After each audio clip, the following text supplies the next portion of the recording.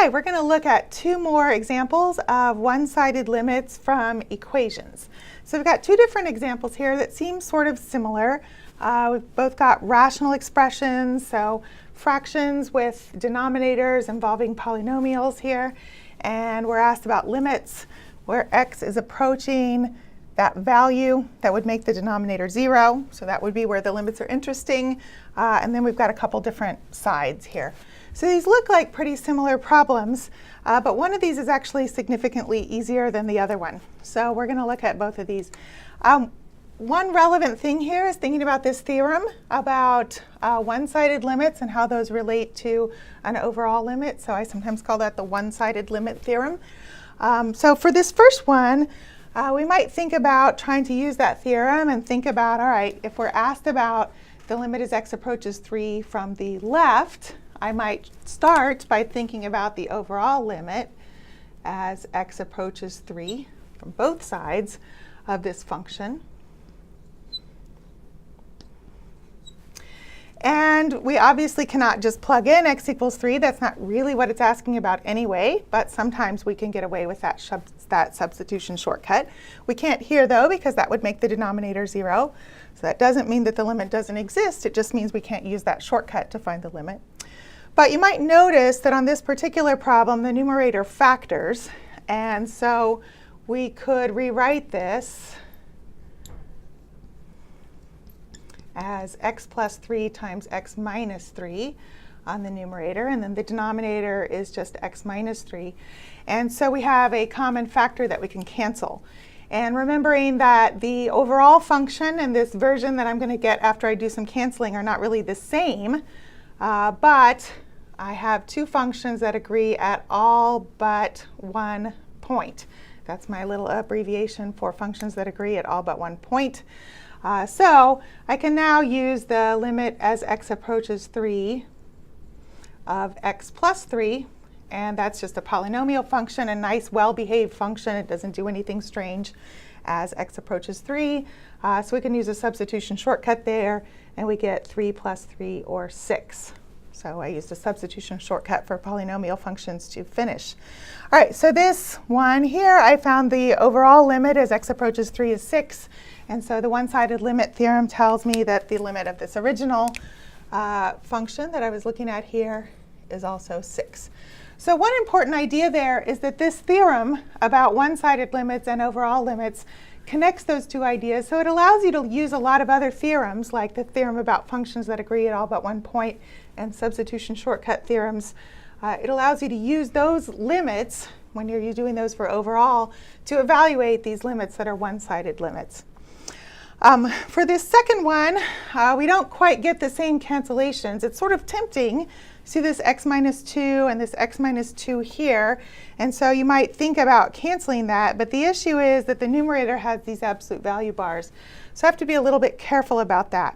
So you might start by thinking about using this same theorem for the second example. But the difficulty is the cancellation that doesn't really happen for this one, like it did in the previous problem. I don't have exactly the same thing that I can cancel. So one thing that we might think about is how we might be able to do that, though. So one thing that you might remember, if you think about the absolute value function, and whether you think about this by using a graph or you just remember this from algebra class or pre-calculus class that you might have had. But if you think about the graph of that function, it looks like a V, and that really is made up of two straight lines that connect here at the origin. And so you can also write this function as a piecewise defined function. And you're just writing the equation of these two lines. So when x is greater than 0, you have f of x equals x. That's the line y equals x when x is greater than or equal to 0. And when x is less than or equal to 0, you have the line with slope -1 through the origin. So f of x equals -x when x is less than 0. And you could put the or equal to either place, since that meets up there. So actually, this provides a way for us to kind of do this second problem, sort of like we did this first one. But I can't really do the same thing on both sides. I can't really use the two-sided limit here because I really have two different equations representing the two different sides where that vertex is.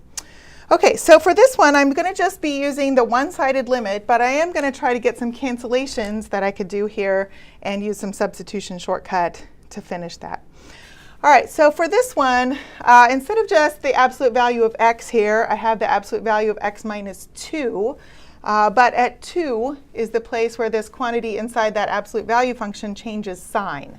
So I'm going to be able to use this sort of expression here and rewrite this absolute value part as the correct part.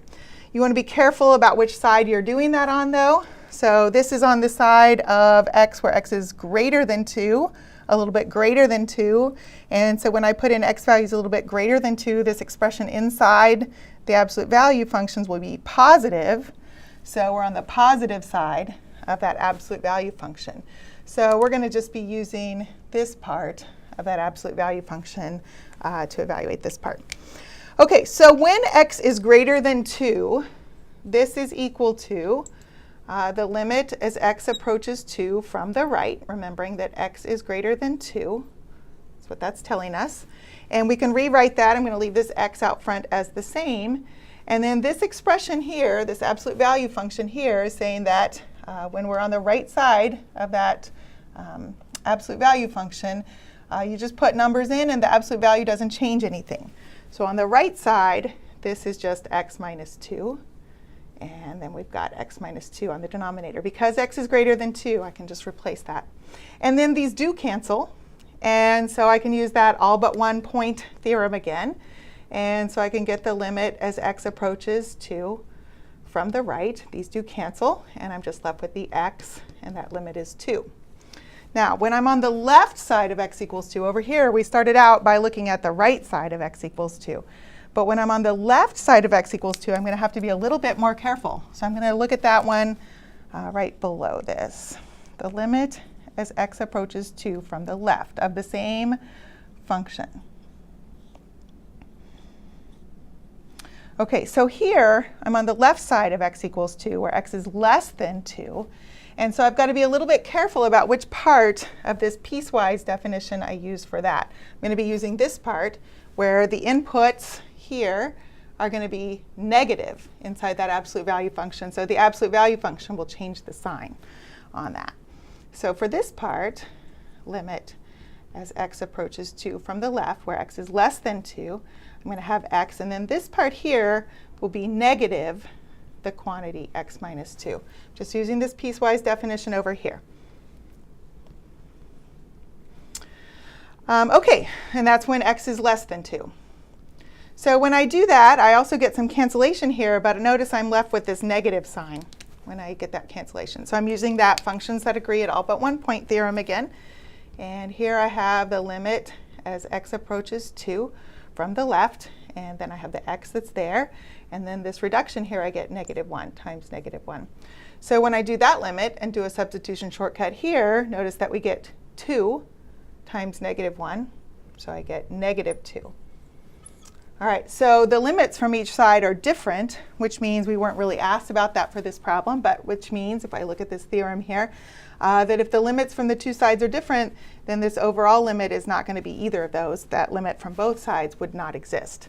Okay, so this one's a little bit trickier with the absolute value. You have to use this sort of way to think about this, or you could use a graph or table of values to help you with that as well.